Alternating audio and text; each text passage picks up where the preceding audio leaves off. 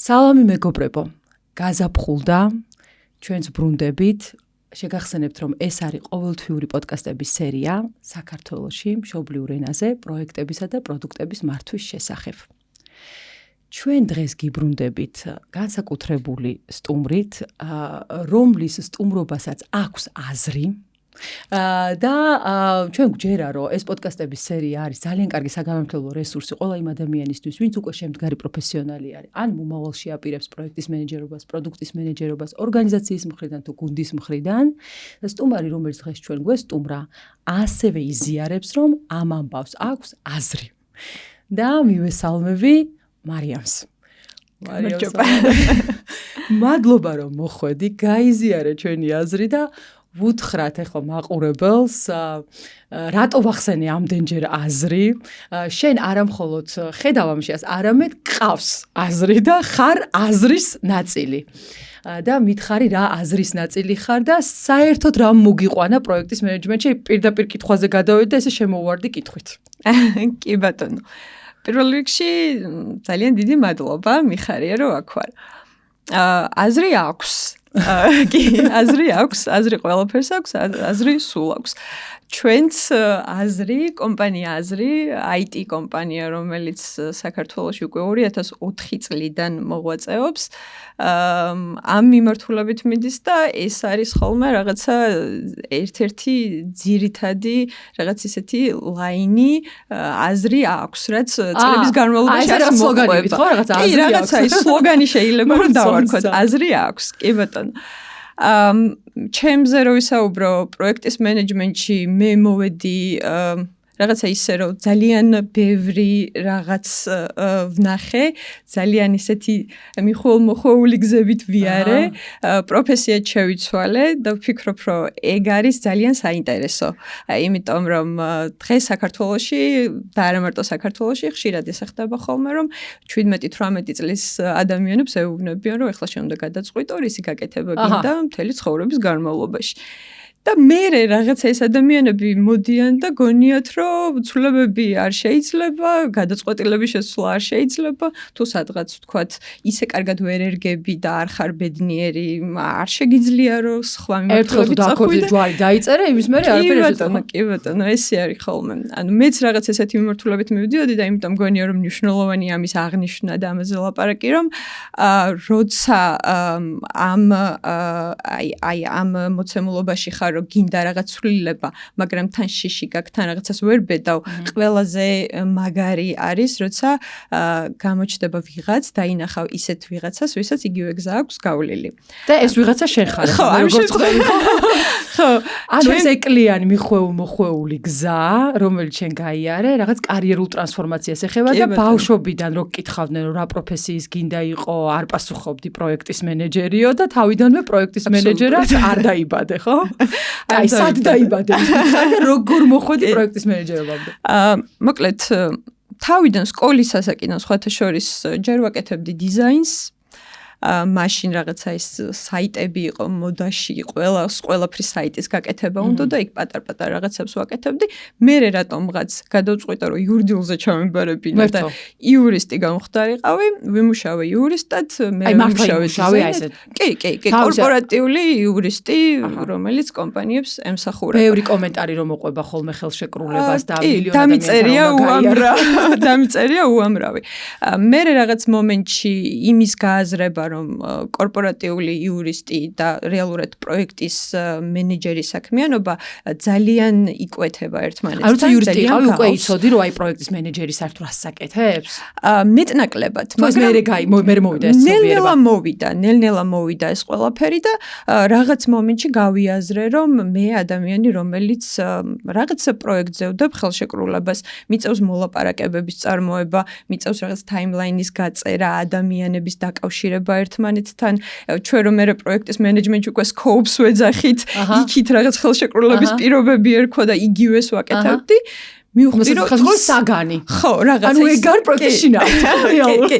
კი, ანუ X სხვა რაღაც ქვია, X სხვა რაღაც ქვია, მაგრამ რეალურად ჩართული ვიყავი როგორც რაღაც დამაკავშირებელი მენეჯერი ადამიანი და მივხვდი რომ ამის კეთება ბევრად სასიამოვნო იყო ჩემთვის და პლუს ამას მე დავამატეთ ის რომ ტექნოლოგიების მიმართ რაღაცა ჩემი ისეთი მისწრაფება და ჩემი სიყვარული და რაღაცა IT პროექტების მენეჯერი მივხვდი რომ არის ზუსტად ის როლი რაც რაღაცა ისე მომწონს და მართლა ეხლა რომ წარმოვიდგინოთ რომ ვიღაცები შეიძლება ვიღაც ადამიანები არიან ვინც ეხლა გვიყურებს და ფიქრობს რომ აი რაღაც მეც ვთქვათ იურიდიული განათლება მაქვს და აი აქეთ და რო წავიდე მე სადმე და სად ის ან გამომადგება თუ არა რეალურად ჩემი ტრანსფორმაცია ზუსტად იმიტომ იყო წარმატებული მე ესე ვფიქრობ ეხლა რომ ვფიქრდები ხოლმე ამაზე რომ ძალიან გავს გეხმარება ის რომ მოლაპარაკების წარმოება შეგიძლია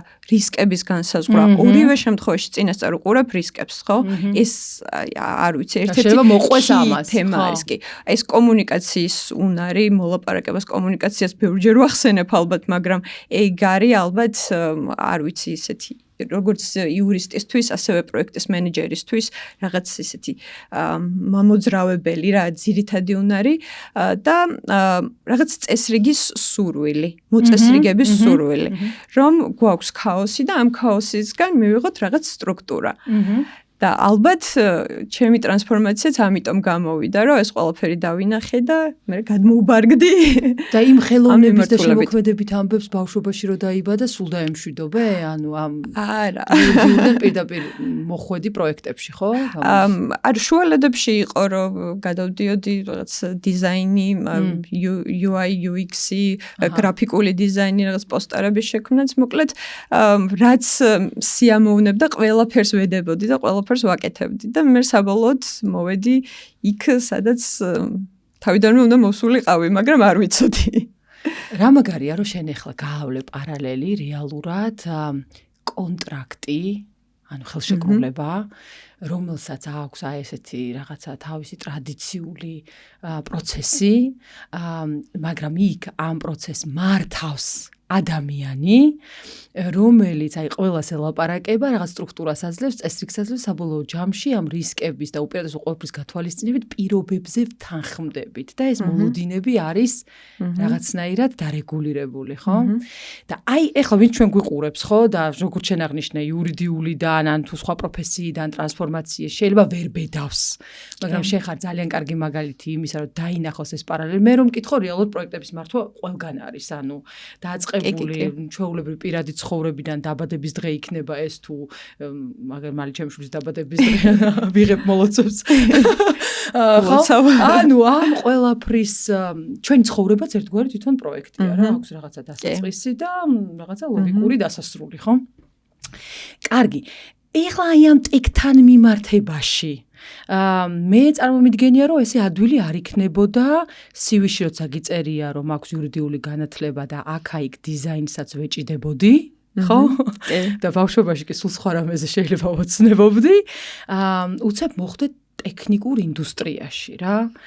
ეს იყო იღბალი და გამართლება თუ შენ რაღაც ნაბიჯები გადადგი იმისთვის თუ აი ეს ანთებული თვალები მოტივაცია რომ აი დავინახე ამათ შორის კავშირი და ჩემზე უკეთეს ვერავის ვერ იპოვით გასაუბრებაზე კარგად გაყიდე თავი თუ რა მოხდა შენ თავს როგორ მოხდი ტექში ყველაფერი ერთად აი ყველაფერი ერთად იმიტომ რომ სწავლაც დავიწყე თეორიული ნაწილი მე მაინც უფრო იმას ვემხრობი და ვფიქრობ რომ გამოცდილება და პრაქტიკა საერთოდ სხვა არის მაგრამ ნუ თეორიაც მოდი და იდოს რაღაცა ესეთი მიდგომით დავიწყე არ თუ კიდე რამეს ეხმარება ეგ თეორია ეხმარება ესე არ არის მაგრამ მე ვფიქრობ რომ აი ის უფრო ესეთია რა აი პრაქტიკა ბევრ რაღაცა სხვანაირად გვაჩვენებს გამომდინარე იქიდან რომ ჩვენ ადამიანებთან გვაქვს შეხება ყველა ადამიანი განსხვავებულია ყველა გუნდი განსხვავებულია ყველა პროექტი განსხვავებულია და მოგიერთები და უკვე გაუსწორე თვალი, ხო? კი, და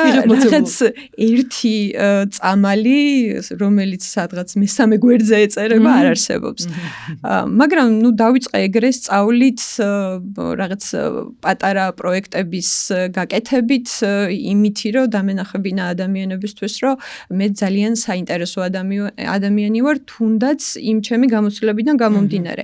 იმიტომ რომ მე გამიკეთებია ეს იქ, ვთქვათ, რაღაც რამდენიმე წელი ძალიან საინტერესო პროექტებში ვიღებდი მონაწილეობას, მართალია როგორც იურისტი, მაგრამ ის მოლაპარაკებები მე მიმყავდა მაგალითად პროექტის მენეჯერი, იურიდიული პროექტის მენეჯერი. რაღაცა ესეთი. კი, ძალიან ახლოს არის. იქ რისკები, ვთქვათ, რაღაცები მე დავინახე, რაც აქეთაც ძალიან მნიშვნელოვანია, იქაც ადამიანები ვმართე და იქაც მქონდა გუნდის მართვის გამოცდილება, შემდეგ გამოჩნდა აზრი, კომპანია, ხო? შენ გაჩნდა აზრი და გამოჩნდა აზრი, სადაც ამ ჩემ ლაპარაკს და იმას, რომ რაღაცა მანდეთს და მე შემიძლია საინტერესო რაღაცების გაკეთება, წამოყვნენ, შემდგომში ჩემი მენეჯერი ამ ყველაფერს წამოყვა და მომცა ძალიან საინტერესო პროექტი, რომ ფაქტობრივად მე ავაშენე ახალი გუნდი ერთ-ერთი აზრის პროდუქტისთვის.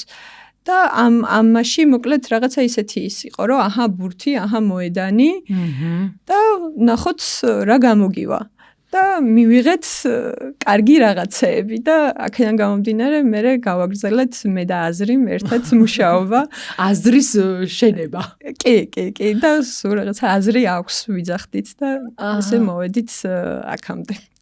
რა საინტერესოა, ეხლა მე უცებ მინდა ჩემი თავი წარმოვიდგინო იმ მენეჯერის ადგილას, რომელთანაც მოვიდა კანდიდატი იურიდიული განათლებით და რომელმაც იმდენად შეძლო თავისი მოტივაციით და თავისი აი ამ გააზრებული წარმოდგენით, რომ რატო ქონდა მას ის უნარები და საკმარისი ცოდნა, რომ მე ვანდო მას არა მხოლოდ როგორც ინდივიდს, არამედ ამ შემთხვევაში გუნდიც კი შევაქმნევინო მე შემდეგ ეტაპებზე, ხო? აი საკმაოდ გაბედული გადაწყვეტილება და მგონია რომ ძალიან ბევრი პრეცედენტი ესე შაბლონურად ამის არ არსებობს და მინდა ბრავო ვთქვა რომ აი ესეთი დამოკიდებულება ზოგადად ძალიან ბევრზე მეტყველებს. ახლა მე ბევრჯერ ვახსენე აზრი და მინდა მაყურებელსაც უთხრა რომ 10 წელზე მეტი გავატარე 13 წელი იღბლიანი რიცხვი იყო.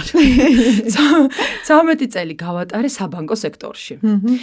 და ჩემი პირველი ნაბიჯები საბანკო სექტორში, აი კორპორატიული მომსახურების შემდეგ, რეალურად პროდუქტის სფეროში დაიწყო e-commerce-ით, რომელიც ძალიან ახალი იყო საქართველოსთვის, შემდეგ უკვე პოსტერმელ სამერჩანტო ბიზნესი, აი ბარათით გადახდას რო ვაკეთებთ სხვადასხვა ობიექტში და აუცილებლად გადაიკვეთა ჩემი ტრაექტორია კარიერული აზრთან.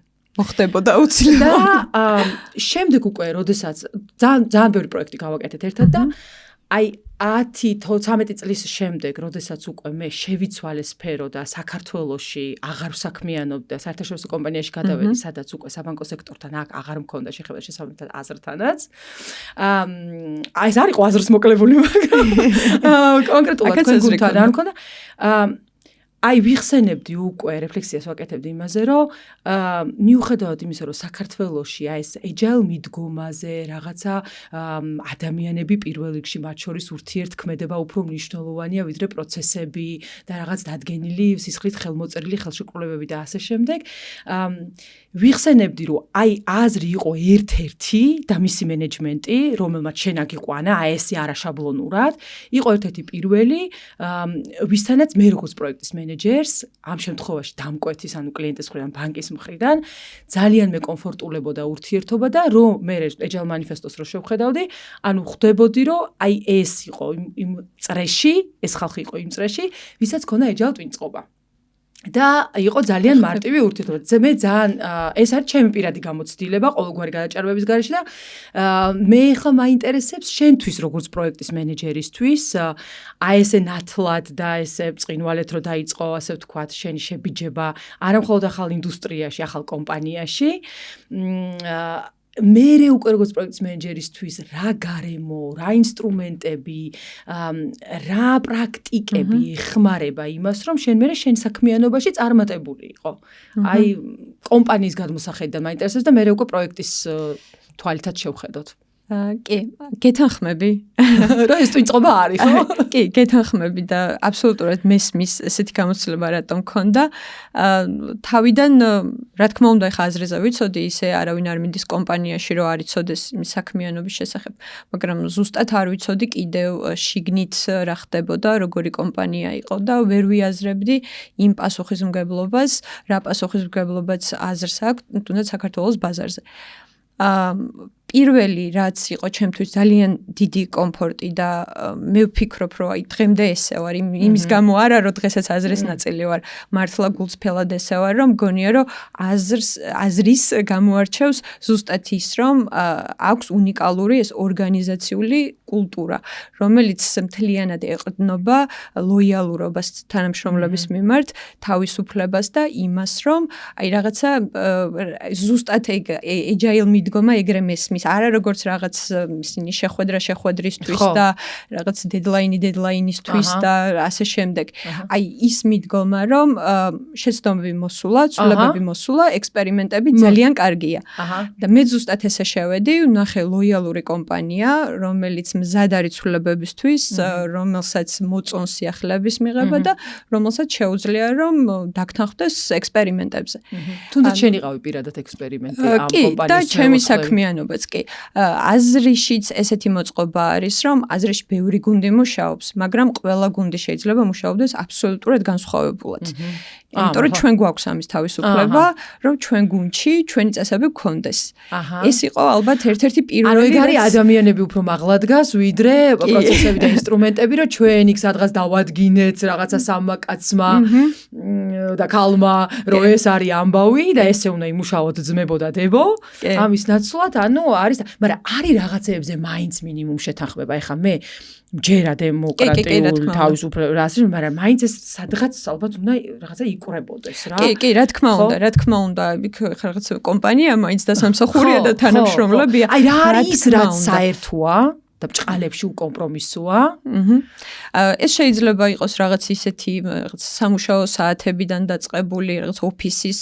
კულტურული კორპორატიული წესები კი ბატონო ის ჯირა სლექი რაღაც თულები რასაც ვიყენებთ ყოველდღიურობაში რაღაც მეილები რაღაც კულტურა შეიძლება იყოს ეს ჩვენ ისეთ სფეროში ვართ რომ შეიძლება იყოს ინფორმაციული უსაფრთხოების სტანდარტები იქ რაღაც უფრო ტექნიკური ადამიანებისთვის თქვა დეველოპერებისთვის კიდევ რაღაც წესები სად მუშაობთ როგორ მუშაობთ რა მიდგომა გვაქვს ეს ყველაფერი რა თქმა უნდა არის ამ შემთხვევაში მე უფრო მეტად გულისხმობ თვითონ გუნდში მუშაობის სპეციფიკას ყოველდღიურს ხო შედეგს როგორ აღწევ ხო იმიტომ რომ ანუ ჩემი გუნდი მუშაობს აბსოლუტურად სხვა რაღაცაზე მყავს სხვანაირი კლიენტები სხვანაირი ადამიანები მყავს და ამ ადამიანებს ამ კლიენტებს ამ პროდუქტებს სხვანაირი მიდგომა ჭირდება მაგრამ გვერდზე გუნდში სხვანაირი მიდგომა ჭირდება და აზრის მენეჯმენტი ამას ხედავს იდეალურად ანუ გაძლევს იმდენ თავისუფლებას რომ შენი გუნდისგან მაქსიმალურად რაღაცა ისეთი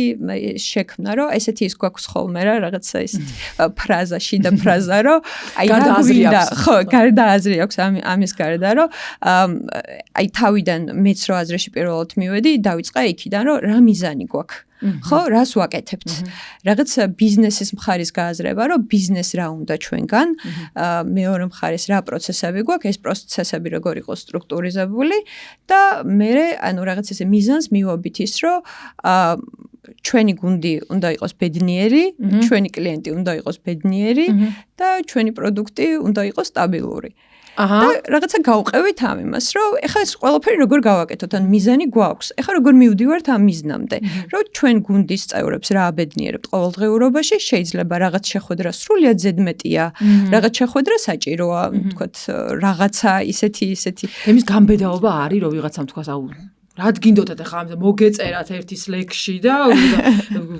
რაღაცა გამოკითხვა ჩაგეტარებინათ და დავსვავდი იმ ჩემს ლაიქს და დავამთავრებდი სხვათა შორის გქონია ესეთი გამოკითხვები მთლიანად ანუ და აი ამ პროცესში რომ ამ მიზნამდე როგორ მივიდეთ, თუნდაც გუნდი როგორ იყოს ბედნიერი, მე კლიენტი როგორ იყოს ბედნიერი, ჩვენი პროდუქტიც ბრჭყალებში ბედნიერი, მივედით იმ მიდგომამდე და ჩვენს გუნდში ან ჩემ გუნდშიც უშუალოდ ჩვენ ყოველდღიურად ესე ვმუშაობთ, რომ ყველა ადამიანს შეუძლია მოახდინოს რაღაცა ისეთი შიდა ცვლილება. ანუ მე ღია ვარ, სხვა ადამიანებიც ღია არიან ამ ცვლილებებისთვის და ნუ ყოველდღიურად ვაკეთებთ ექსპერიმენტებს და არ გწხვენია იმის აღიარების, რომ რაღაცამ არ გაამართლა, რაღაც პრობლემა არის, რაღაც შეცდომა არის და მე შევცვალოთ. ანუ ჩვენთან აი ამ მიდგომით მივედით იქამდე სადამდეც მოვედით და ვფიქრობთ, რომ უკვე აი ეს რაღაცა წარმატების ფორმულისკენ რომ გავიყვანოთ, რომ გუნდის ყველა წევრს შეუძლია თქვას, რომ მე ვფიქრობ, რომ ჩვენი შეხვედრა რაღაცა agile-ის მიხედვით რაღაცა ესე უნდა იყოს, 15 წუთიანი best practice-ის ხო რაღაცა, მაგრამ მოდი ნახევარი საათი გავაკეთოთ, იმიტომ რომ ძალიან მინდა რომ აი რაღაც თემაზე ვილაპარაკოთ. იმიტომ რომ რაღაც რთული tech solution-ი გვაქვს მოსაფიქრებელი და მინდა რომ ყოველდღიურად ამაზე ვილაპარაკოთ. ჩვენ გუნდი არასდროს არ ვაუარებთ ესეთ ინიციატივებს და ამას ვეძახით ექსპერიმენტს და ვიწყებთ ექსპერიმენტის ჩატარება. ნახოთ რა გამოვა. ცოტა ხნის შემდეგ ამ შენ ამბობ პროცესის ექსპერიმენტს. კი, პროცესის ექსპერიმენტს. ცოტა ხანში თუ არ გაამართლებს, ესე შეგვიძლია რომ ვაღიაროთ, რომ იცი რა ამან არ გაამართლა და მოდი აღარ გვინდა.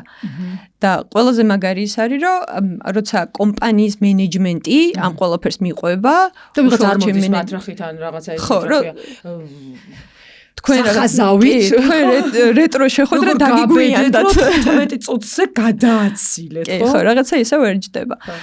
და მე მგონია, რომ agile-ის მუღამი ზუსტად ეს არის, რომ რაღაც პრაქტიკაში დააკვირდე და შეცვალო. ნებისმიერ დროს და თვითონ პროცესის ექსპერიმენტირებას კი გააკეთო და შეცვალო ნებისმიერ დროს. ის არა რომ ეხა ამის დრო არ არის და ჩვენ ხო უკვე დავიწყეთ და ეხა რა დრო ცვლილება არის. არა, ანუ ყველაფერი მოსულა და ყველა ცვლილებას აზრი აქვს.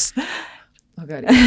სხვა შორის აი რისკი რომლითაც აი თუნდაც სკრამის ეს მიდგომა ხო რაღაცა დეილიზე ან თუნდაც კანბანზე რეპლენიშმენტი.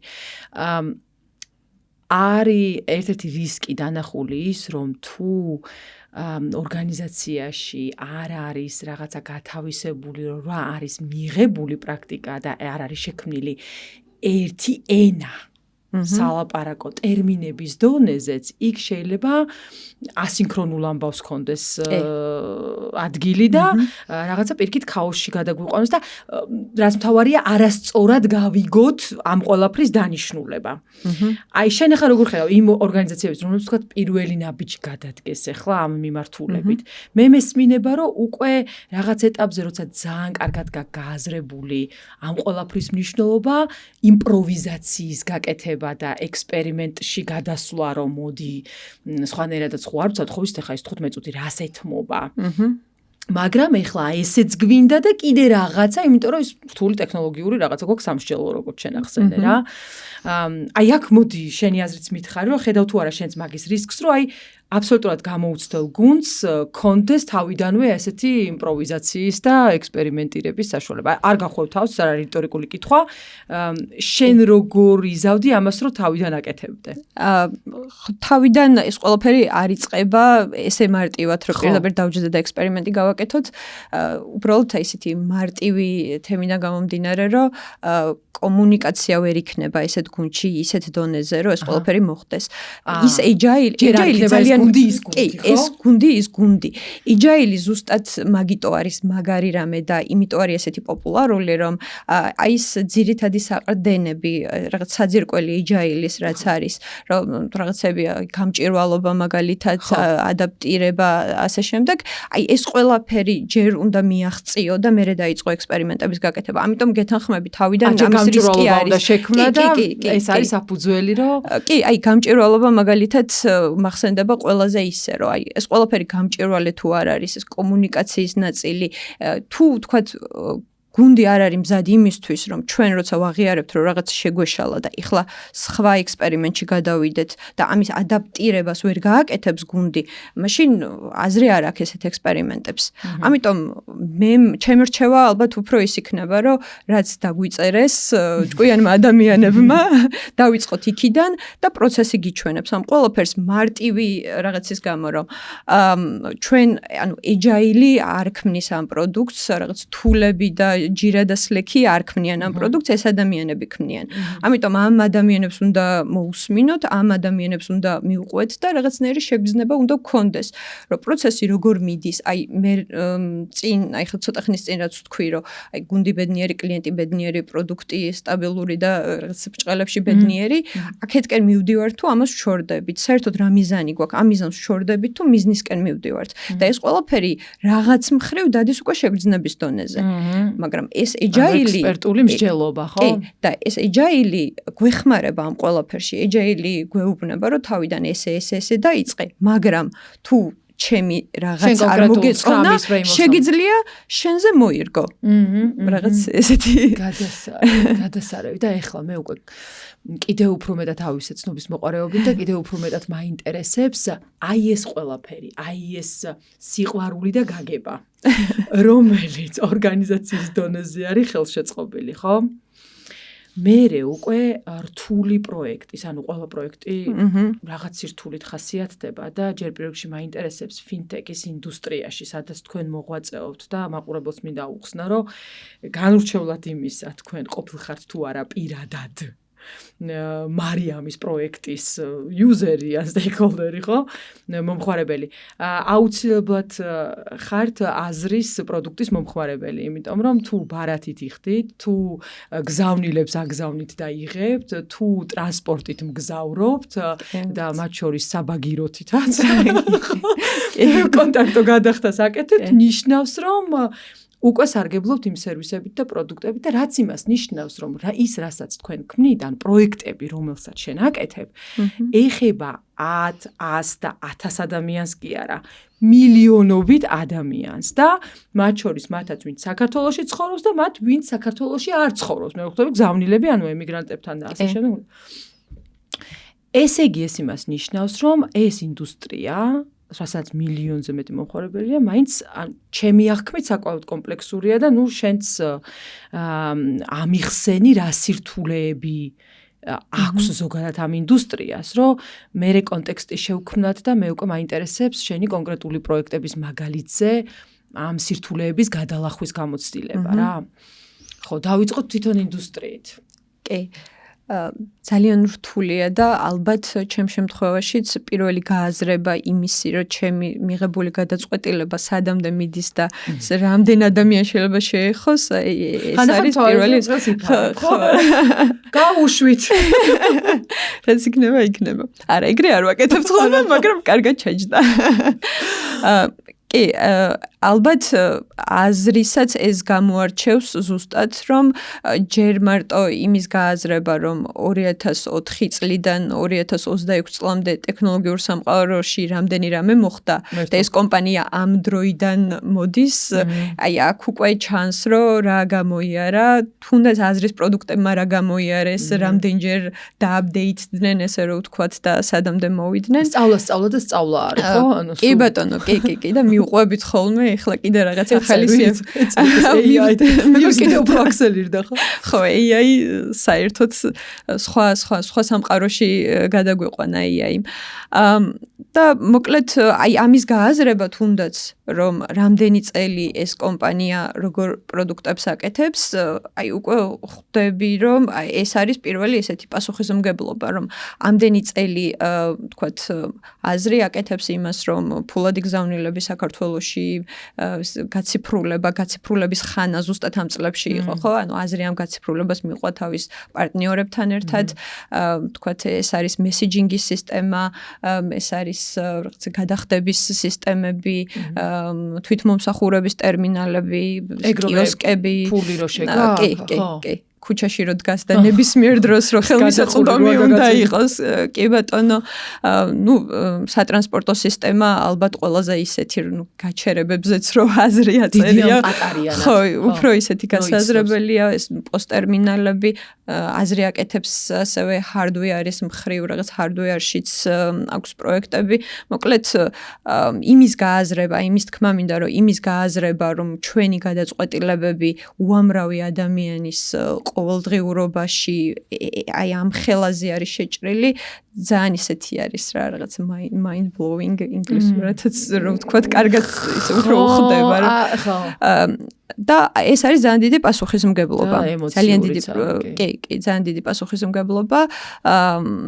აი უბრალოდ ესეთი მაგალითი რომ მოვიყვანოთ, რომ აი მაყურებელსაც რო უფრო კარგად დავეხმაროთ გააზრებაში, რომ ჩვენ ვზივართ, რაღაცა კოდს წერთ, ახალ ფუნქციონალს ვამუშავებთ, ჩვენი ფუნქციონალი გადის, მიდის ჩვენ კლიენტთან, ჩვენი კლიენტი, ვინ არის თქვენი კლიენტი? კლიენტი როგორც წესი საფინანსო კომპანია, ხო? საფინანსო კომპანიები, საფინანსო კომპანიებს მე მიაქვთ თავის მომხმარებლებთან და ჩვენ თუ რაღაც შეცდომა დაუშვით, ეს არ არის უბრალოდ ბაგი, ეს არის ის, რომ ვიღაცა შეიძლება ძალიან იჩქარებოდეს და რაღაც კომუნალური გადასახადი ვერ გადაიხადოს, რაღაც OTP კოდი უნდა მოუვიდეს ტელეფონზე, ეს ერთჯერადი კოდი უნდა ხო შეიყვანოს და ეს კოდი არ მისდის, იმიტომ რომ ჩვენ რაღაცა გავაფუჭეთ და მესიჯი არ მიდის.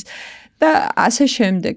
ანუ მოკლედ ხა ის რაღაცეებს ამბობ, იმიტომ რომ ბექგრაუნდში შეიძლება ზოგი არ გიცნობდათ თქვენ, როდესაც ყველა ამ ოპერაციას ასრულებდა და მაგალითად რომელიღაცა ბანკი ყავდა და იმას ლანძღავდა. მაგრამ ეხა რეალურად ის ბანკი მარტო აღარ არის ამ ლანძღვაში და მერთვა დაგვიფაროს, მაგრამ რეალურად ეხა უკვე იციან კიდე ვინ შეიძლება შემოვალოს. ქუჩაში მიდიხარ და გინდა რომ უცებ რაღაცა გადაიხადო, შეიტანო ქეში და რაღაცა ეს აპარატი გათიშულია, ან რაღაცა ისეთი რამე პრობლემა აქვს. მოკლედ ცხოვრების ხარისხზე ახდენ გავლენას. ცხოვრების ხარისხზე. იმ დღის განწყობაზეც. კი და გქონია ეგეთი кейსებიც, რომ აი ვიღაცას სესხის გადახდეს ბოლო დღე აქვს და რაღაცა არ მუშაობს. ან რაღაცა ისეთი პრობლემა არის. მოკლედ ამიტომ არის ისეთი ძალიან საპასუხისმგებლო, რომ ჩვენი რაღაც ბაგი უბრალოდ ბაგი არ არის. მართლა შეიძლება ვიღაცის დღე განსაზღვროს ჩვენმა რაღაც გაპარულმა შეცდომამ. ამიტომ უდგებით განსაკუთრებული პასუხისმგებლობით და პლუს ისიც გამოარჩევს ეხლა თუნდაც სხვა ინდუსტრიებიდან, რომ ჩვენი ეხლა ციფრულ სამყაროში ხო ესეა, რომ ჩვენი პროდუქტები ხელმისაწვდომი უნდა იყოს 24/7-ზე ნებისმიერ დროს. ის არ არის რომ თქვა რაღაცა ახალი წლის ღამეა და ოფისი დაიხურა და აი რაღაც ხვალ მოგმართეთ ხო და გასულები ვართ. კი, ჩვენ ნებისმიერ დროს ხელმისაწვდომი უნდა ვიყოთ, ნებისმიერ დროს ველოდებით და გვაქვს მოლოდინი, რომ შეიძლება რომელიმე ჩვენმა კლიენტმა დაგვირეკოს და გთხოვოს რამეში დახმარება. ამიტომ კი ძალიან ისეთია. და განსაკუთრებით სხვები ისვენებენ, ანუ ახალი წელი აღდგომა და ასე შემდეგ, თქვენთან ოპერაციები ასმაგდება და ასმაგდება და ეს ხარისხის პასუხისმგებლობა კიდევ უფრო მეტად იზრდება. კი ბატონო. ხო და აი ეხლა მე მივხვდი რომ ჩემ კითხვაზე რომ რა სირთულეებით ხასიათდება, თავარი სირთულე არის აი ეგ მორალური პასუხისმგებლობის ნაწილი, რომელიც ამ მდგრადობას, ხარისხს, ხელმისაწვდომობას და ასე შემდეგ უზრუნველყოფს და თან ისეთ რამეს რო აკეთებდეს, არა მხოლოდ მალე და მართლა აკეთებდეს, არამედ იმ შედეგსაც აღწევდეს, რისთვისაც ეს ადამიანი თქვენი სერვისით სარგებლობს, ხო? ეხლა ძალიან საინტერესოა, რომ შენ ახსენე, რომ ჩვენი კლიენტები და შენთვის არის ის ფინანსური ინსტიტუტები რა და მათი მომხმარებლებიო რა, მაგრამ ამავე დროს არსებობს ცდუნება იმის, რომ თქვენ ორივე ქმნით რაღაცას საბოლოო მომხმარებლისთვის, მაგრამ არსებობს ცდუნება, რომ ვინც შენ გიკვეთავს ამ შემთხვევაში ფინანსური ინსტიტუტი, ხო? არის კლიენტი არის მეფე, client is a king, ხო? ანუ რაღაცა ვერ შეეცილები, რაც უნდა ის უნდა გააკეთო და ასე. აი, ამ ცდუნებას, როგორც სერვის პროვაიდერი. როგორ უძლებთ, ან გიწევთ თუ არა საერთოდ გაძლება და როგორ ხდება ის ამბავი, რომ შენ ესე ისაუბრე საბოლოო მომხმარებლის წინაშე არსებულ პასუხისმგებლობას, როდესაც ეს მომხმარებელი იდეაში ესე პირდაპირ შენი არ არის რა. ჩემამდე არ მოვა. ხო, ჩემთან არ მოვა პირდაპირ. ამის მერე არ მოხდება. შეიძლება პირდაპირ ზე მოგწერო, როცა დაგსაკავთ, მაგრამ ხო, აი ეს ამბავი ამ ცდუნებას როგორ უვლით გვერდს პრაქტიკაში? კი ბატონო, ძალიან რთულია. ეს რაღაც ცნობილი არა მარტო ჩვენთან, პრინციპში მთელ მსოფლიოში, ინდუსტრიაში ეს ვენდორ კლიენტის ურთიერთობის დეტალები, მით უმეტეს როცა agile შემოვიდა და როგორ ვიყოთ agile-ები, ისე რომ კლიენტსაც არ ვაწყენინოთ, კარგი ვენდორები ვიყოთ და ასე შემდეგ. კი ბატონო. ხო, მოკლედ ძალიან რთული და კომპლექსურია. ჩვენ შემთხვევაში აქ არის რამდენიმე ასპექტი. პირველი ასპექტი ის არის, რომ როგორც ვთქვი უკვე აზრი ბევრი წელია პარტნიორობს ფინანსურ ინსტიტუტებთან, სხვათა შორის უკვე საქართველოს ფარგლებს გარეთაც იწყება ეს ყველაფერი. ერთი მხრივ ის, რომ აზრი ამდენი წელი პარტნიორი არის ფინანსური ინსტიტუტების, ამან თავისთავად ჩამოაყალიბა ურთიერთობის რაღაც პრაქტიკა. მეორე მხრივ ის არის, რომ ყავს რაღაც ახალი კლიენტები, მოდიან ახალი ადამიანები, რომლებმაც არ იციან, თქო, ჩვენი მუშაობის სპეციფიკა. არა, აქვს განსხვავება, რაც მე მქონდა. კი, წლების მანძილზე.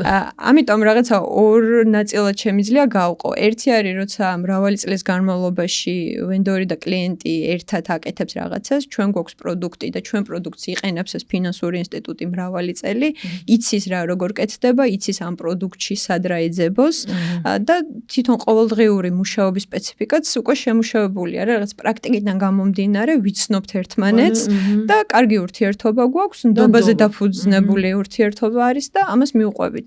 და მეორე მხრივ არის ეს რომ შეიძლება ყავდეს ახალი კლიენტი, რომელმაც არ იცის საერთოდ როგორ ხდება ან არსებულ ფინანსურ ინსტიტუტში ახალი ხალხი. არა, შეიძლება საერთოდ ახალი კლიენტი იყოს. ორივე შემთხვევაში მაინც მიუხედავად იმისა, რომ გავყავი მაინც ეს პრაქტიკები, ორივე შემთხვევაში მაინც აი რაღაცა ისე agile-ისკენ მივდივარ და agile-ის manifest-ისკენ, რომ რა თქმა უნდა ყველა ურთიერთობა ვენდორს და კლიენტს შორის იწყება ხელშეკრულებით, მაგრამ ეს ხელშეკრულების პირობები არაფერია იმასთან შედარებით, როგორი კომუნიკაცია გვექნება ჩვენ. ანუ ამ ყველაფერს იმას, რომ მაგალითად ეს კლიენტი ყოველთვის მართალია და ასე შემდეგ, რომ რაღაცა არ უნდა უთხრათ და ეს ხელები ავწიოთ, ამ ყველაფერს ვაბალანსებთ იმით, რომ წინასწარ საზღვრავთ პასუხისმგებლობებს, არა ხელშეკრულების პირობებს, ამიტომ იქით გვერდზე რომ გადავდოთ ხელშეკრულება სხვა რაღაცა არის. მოლოდინების ხო, კი. საზღვრავთ პასუხისმგებლობებს, თანხვდებით კომუნიკაციის სტანდარტებზე და სწორედ საზღვრავთ მოლოდინებს, კი. ანუ თანხვდებით იმაზე, რომ მე რას ვაკეთებ, შენ რას აკეთებ ამ პროცესში, საბოლოო ამ გუნდში, რომელსაც ეს ჩვენი ახალი წამოწყების თუ ინიციატივის თუ პროექტის გუნდი ქვია, განუჩოლოდ იმისა, ვინ არის იურიდიული პირი და რა მისამართი და ტელეფონის ნომერი და ხელმოწერა. რამდენ საათში რა უნდა, სად რა უნდა გამოგიგზავნო. თანხვდებით ამ ყველაფერზე, თანხვდებით იმაზე, როგორ გქონდეს კომუნიკაცია, თქვათ ეს იქნება ჯირა თუ ტელეფონზე დამირეკავ თუ როგორ მომაწვდი მე, როცა პრობლემა მექნება შენთან ვის დავეკონტაქტო, როგორ გავცვალოთ ინფორმაცია, თანხვდებით იმაზე, რომ მაგალითად ეს პროდუქტი ჩემია და ამ პროდუქტის განვითარებაში მე უპირატესი შეიძლება ვიყო რაღაცა მხრივ, რომ მე არის აზრი, ხო, უბრალოდ როგორც ვენდორი ამ შემთხვევაში აზრი, ის რომ მაგალითად რაღაცა ესე ბრჭყალებში ლოჯები არ მივაშენოთ პროდუქტს ჩვენ არ მოგვიბრუნდეს ბუმერანგით, ხო? თანხვდებით იმაზე, რომ მე მაგალითად შენ ყველა იდეას განვიხილოთ ერთად, თქვათ ტექნიკური გადაწყვეტილება ჩემი იქნება, მაგრამ თვითონ ის ბიზნეს ამოცანა შენი იქნება, ერთად გავყვეთ და მომხმარებლები რაღაცა დავისახოთ ერთი მიზანი, გავერთიანდეთ ერთი მიზნის გარშემო. რაღაცა ესე მიუყვებით ეს ძველ კლიენტებსაც და ახალ კლიენტებსაც. როცა უკვე საწყისი მოლაპარაკება და საწყისი შეთანხმება ისეთი არის, რომ ყველაფერზე შეთანხმებული ვართ. თამაშის წესები, ჩემი ენაზე რო ვთარგმნო ახლა რა, თამაშის წესებზე შეთანხმება არის ეგა, რას ვემსახურებით ერთად ეგ არის, ჩვენი გუნდისთვის, ანუ ყველაზე ეს მისაღები ფორმატი და ასე შემდეგ რა არის და რა მოლოდინები უნდა გქონდეს ერთმანეთისგან. კი ბატონო. ხო? ეს ყველაფერი რო ისეთია, ეს ყველაფერი რომ clear რაღაცა ისეთ დღესავით ნათელი არის ეს ყველაფერი. მერე უკვე მარტივია, იმიტომ რომ თქვათ კლიენტი შეიძლება აღარ ჩაერიოს ჩემ ტექნიკურ გადაწყვეტილებაში. იმიტომ რომ თავიდანვე შევთანხმდით, რომ ტექნიკური გადაწყვეტილება შეიძლება მეუკეთ მესმოდეს. მე შეიძლება აღარ ჩავერიო რაღაც ბიზნეს ამოცანაში, იმიტომ რომ ჩემმა კლიენტმა უკეთესად იცის იქ რა ჭირდება მის მომხმარებელს. თუმცა კითხვებს დასვა, მაგრამ კითხვები დაისმება აბსოლუტურად. და რა თქმა უნდა, სწორი მოლოდინებით მიუყვებით ამ პროცესს. და თვითონ პროცესში ანალოგიურად ისევე როგორც გუნდში, კლიენტთან ურთიერთობაშიც შეიძლება იყოს რაღაც ისეთი ასპექტი, რომ როგორც შეგრძნებების დონეზე, როგორც ვისაუბრეთ, რომ ნახოთ, რომ კლიენტს ვშორდებით, ან კლიენტს უახლოვდებით. ამ შემთხვევაში შეგვიძლია, რომ ისევ ან agile-ით, ან ესეთი გუნდის სპეციფიკიდან გამომდინარე, კლიენტი ჩავრთოთ რაღაც პროცესში, დავანახოთ, ახლოს მოვიყვანოთ და ამითი ურთიერთობა კიდევ უფრო ესეთი მყარი გავხადოთ, ნდობასაც ხელი შეუწყოთ. გულისხმობ იმას, რომ მაგალითად ჩვენ ესეთი რეტრო შეხვედრაც ვქონია კლიენტთან ერთად. ხო, შენ გამხედვაზე შემატყე, რომ მეტი მაინტერესებს ამის. ხო, როცა ყოველდღიურად მუშაობთ ფაქტობრივად ერთად და ყოველდღიური კომუნიკაცია გვაქვს, ეტაპობრივად შეიძლება რაღაც პრობლემები იყოს, ან ჩვენ კომუნიკაციაში, ან შესრულებულ იმ რაღაცა ინკრემენტში, მე რასაც გაწვდი. ამიტომ ეტაპობრივად ესე რომ გავჩერდეთ, არაფერი არ გავაკეთოთ, ცოტა ხანი შევისვენოთ, დავჯდეთ და ვილაპარაკოთ, ვის რა მოგწონს, ვის რა არ მოგწონს და რაღაცა ისე ვერ არის. შეხვედრის სახით არის ხოლმე როგორც წესი თუ ონლაინად შეიძლება. ონლაინ, ძირითადად ონლაინ. ძირითადად ონლაინ. და გადავხარშოთ ჩვენი ურთიერთობა და მერე გავაგრძელოთ და აი ნდობა რაც ვახსენე რომ ძალიან მნიშვნელოვანი არის ეს ვენდორ კლიენტის ურთიერთობაში ხელშეკრულებაზე უპირატესი საკითხი არის ნდობა მოდის მერე ამ ყველაფრისგან როცა კლიენტს ახლოს მოუშვებ და რაღაც მომენტში ჩაახედებ შენ გადაწყვეტილებებში და ის დარწმუნდება რომ აქ ეს ადამიანები მართლა რაღაც მთელი გულით მუშაობენ რომ საუკეთესო რაღაც ინკრემენტი გამოძერწონ მე ის ნდობაც იზრდება და დროის სვლასთან ერთად როცა შედეგებზე გავდივართ და წარმატებული პროდუქტის ნაწილები იქმნება მე ეს ნდობაც კიდევ უფრო ღრმავდება მოკლედ არასთქმა კლიენტისთვის მოსულა ყოველთვის მართალი არ არის მაგრამ თუ სწორად დაველაპარაკებით და სწორი კომუნიკაცია გვექნება და ერთი მიზნის გარშემო გავერთიანდებით მე ყველაფერი მარტივია რა იმ არას როცა მოყვება არგუმენტები ესე რომ ვთქვათ ხო, როცა ის ხდება შენიანი. კი. ანუ მეც ახლა როგორც პროექტ მენეჯერის Scrum Master-ის თუ Agile Coach-ის როლში, მყავს არის ეს მე თვითონაც სერვის პროვაიდერი კომპანიის თანამშრომელი ვარ და ასევე კლიენტებთან ანალოგიურად მიწევს მუშაობა და აი ჩვენ და ისინი დამოკიდებულება იშლება, როგორც კი დგება აი ეს ახლოს მოშვების ამბავი. და როგორც შენ აღნიშნე, აი ჩართულობა ერთად ერთი ის მინდა ჩაგეკითხო, ანუ ეს რეტროსპექტივა, როცა რაღაცა ფუჭდება უკვე მაშინ არის ამბავი თუ ჩართულობას შენ გულისხმობ, რომ პროცესი ისედაც მოიაზრებს, რომ მოდი მე ხა თვეში ერთხელ მოხდება ჩვენს თავს რაღაცეები. და თქვენს გექნებათ საშუალება რომ თქვენი უკავშირი გაცვალოთ, ჩვენს გექნება საშუალება ერთად გამოვძერწავთ უკეთეს, замოუწოს ეგ გამოძერწვის ტექნიკა. ხო, ძალიან კარგი კითხვა არის. ეგ ზოგადად ესეა ხოლმე რაღაც რო ფუჭდება, არა მარტო იმას რეტროსპექტივა აღარ ხო, ის სხვა. ცოტა იურიდიულ ენაზე რა ვთქვათ, კიდე რაღაცა სხვა არის სასამართლო პროცესი, ხო? განსაზღვროთ ვინა დააშავა. ხო, არა, ეს რაღაცა ეტაპობრივად თვითონ პროცესი გვიჩვენებს. შეიძლება იყოს რაღაც ამ პროდუქტისთვის მცირე პროექტი, რაც გავაკეთეთ და მოვრჩით და ეხა შევიკრიბოთ და ვილაპარაკოთ როგორ გავაკეთეთ. შეიძლება იყოს რაღაცა ეტაპობრივად, რომ ფინანსური ინსტიტუტები განსაკუთრებით კვარტალურ გეგმებზე არიან ხოლმე მიწყობილი და კვარტალი დამთავრდა და ეხლა რას ვაკეთებთ და აი მეგობრებო ჩვენც თქვენთან ერთად ვართ და მოდი რა დავილაპარაკოთ კი რეფრეშ. მოკლედ თვითონ პროცესი გვიჩვენებს ხოლმე, როდის არის იდეალური მომენტი, რომ გავჩერდეთ სალაპარაკოთ. ამიტომ რაღაც იმას შეცდომებს და აი ეხლა ვიღაცას რაღაც გაეპარება, არ უნდა დაველოდოთ. პრინციპში მარტო კლიენტთან არც გუნდში. ხო, არც გუნდში. კი ბატონო. კი, გეთანხმები. ძალიან საინტერესო ინდუსტრიაში გვამოგზაურე ეხლა შენ. და მე მინდა ეხლა როგორც პროექტის მენეჯერ კოლეგას გთხოვო რომ ჩვენი აუდიტორიისთვის კიდევ უფრო ხელშესახები რო გახდეს, აც უკვე არა მხოლოდ იმ ხიდის ამბავი, რომელსაც შენ ასრულებ კლიენტთან ერთად, ამ გუნდის შენებაში რო ერთად გამოძერწოთ რამე ხეირიანი. მეორე როლი, რომელიც ასევე გაქვს გუნდში, ერთგვარი ლიდერული როლი, რომ ეს გუნდი გუნდად და ერთ მუშტად შეიკრას, ხო?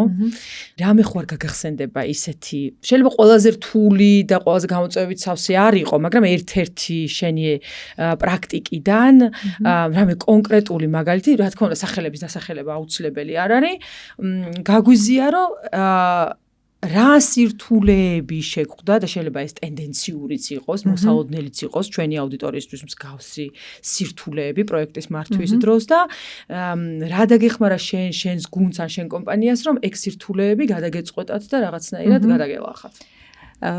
კი, მოკლედ სირთულეები ყოფილა.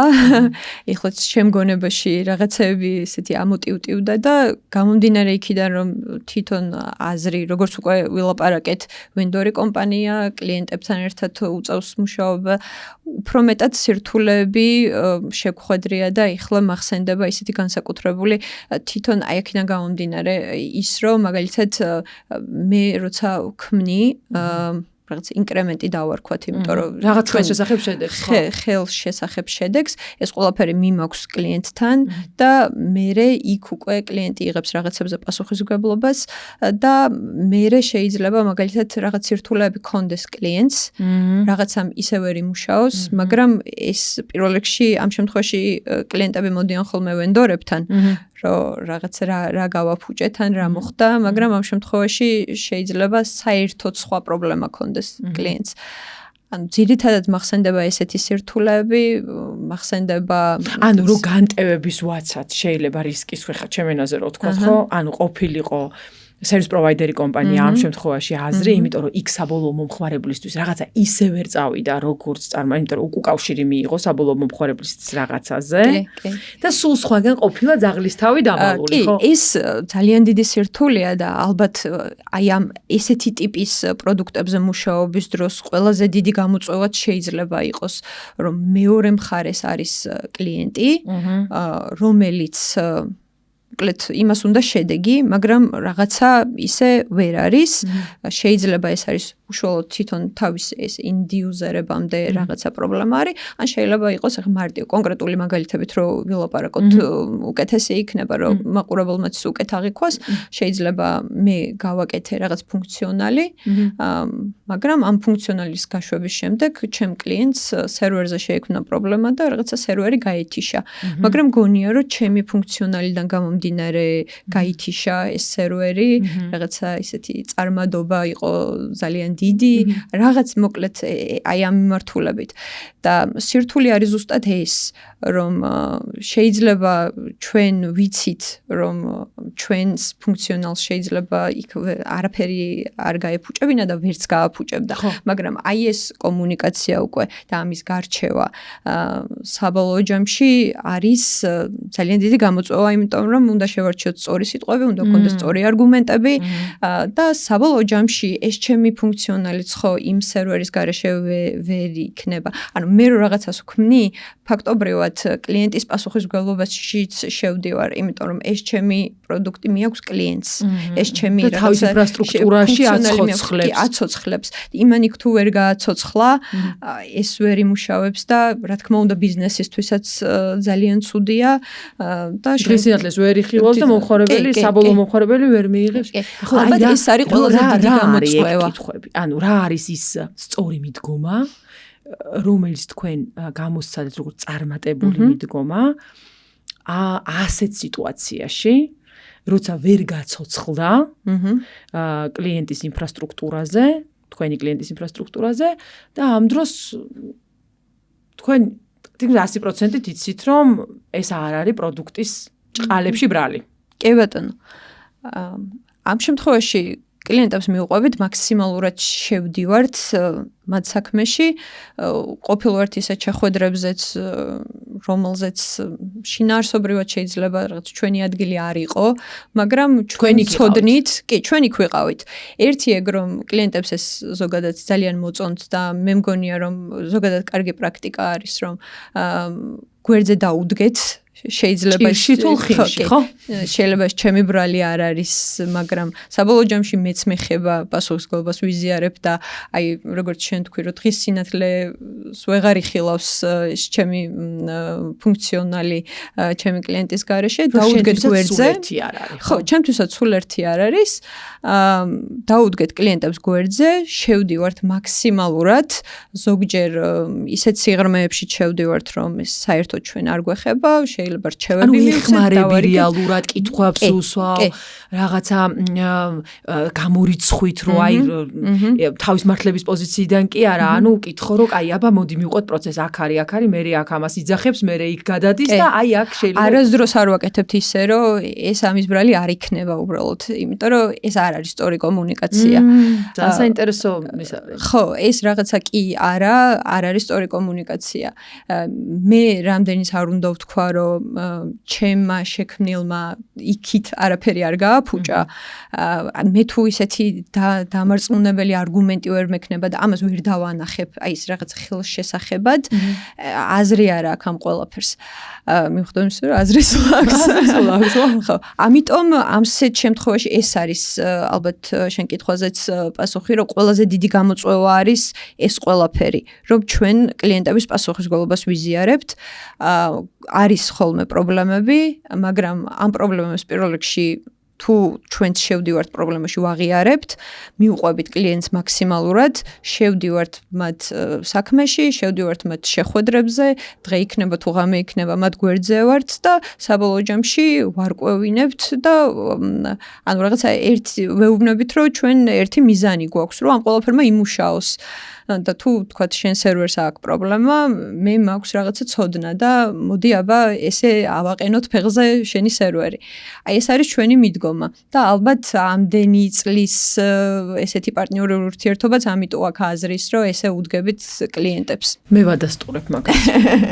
მე ჩემს პირად პრაქტიკაზე ვადასტურებ და როცა თქვენ დამფუძნებელს ველაპარაკე და ვუთხარი, რომ მოდი რა თქვენი გამოცდილებაც გაგვიზიარეთ, მეთქი, ანუ გავახსენე, რომ მეთქი აი მე არაერთხელ მე არ ვიცი ახლა პროცესების დონეზე რა გაქვთ მეთქი დანერგილი რამე ფრეიმვორკები და ასე შემდეგ, მაგრამ მე როგორც კლიენტის თვალით და პერსპექტივით 6 წელია შეხება არ მქონია ესე, მაგრამ ეს მე მიგრძნია, ეს თანადგომა მიგრძნია. ზუსტად არასტანდარტულ შემთხვევებში, იმიტომ რომ არასტანდარტული გამოსავალი მჭირდება და არასტანდარტული შემთხვევები მჭირდება და რამდენად დიდია მორალურად თანადგომის ძალა, აი უბრალოდ რომ მოხვიდე იმ შეხვედრაზე, შემოხვიდე იმ ლინკზე, როცა მე სტრესში ვარ ისედაც როგორც კლიენტი, მომხმარებლები call center-ს მიფეთქებენ, ვლაპარაკობთ მილიონობით მომხმარებელზე და ამ დროს მე გაშიშვლებული კი არა ვარ მარტო არამედ ამ ჩემი პროდუქტის თანამონაწილე, თანაშემქმნელი ჩემს გვერდით არის და მინიმუმ მომისმენს.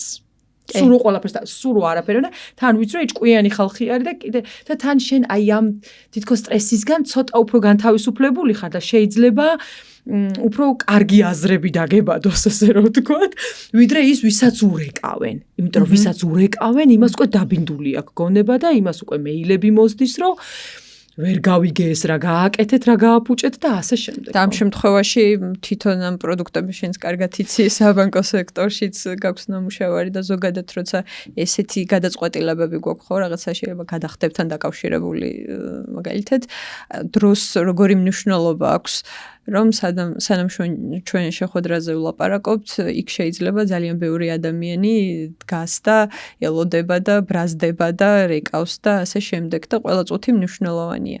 ამიტომ კი ძალიან სასიამოვნო არის, რომ ზოგადად ესეთ სიტუაციებში კლიენტებს აქვთ ხოლმე ჩვენი იმედი და ჩვენკენ მოდიან ხოლმე.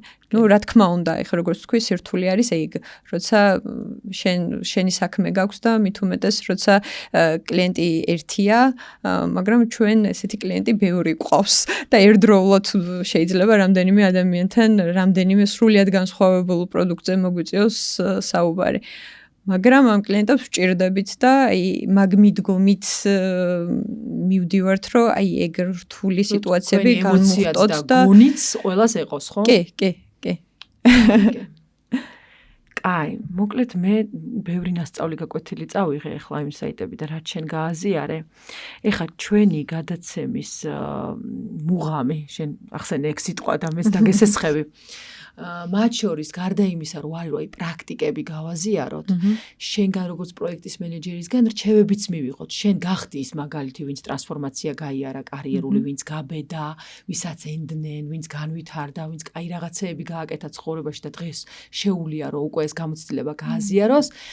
მინდა გკითხო, რომ ანუ ყველას უსვამავ იგივე კითხვას, მომავალ პროექტს მენეჯერებს, ან არსებულ პროექტს მენეჯერებს ახალდაწყებულ, რას ურჩევდი შენ, რა თვისებები არის მათთვის ძალიან მნიშვნელოვანი, რა უნარები, რომელიც უნდა განვითარდეს, შეიძლება გვერდშიო რამე ან წასაკითხი ან სასწავლი, რა მიმართულებით განვითარდეს, რომ შენ იმ კომპანიის ნაწილი ხარ, რომელიც უსწავლო და 4-დან ხო შენ ამბობ 2004-დან.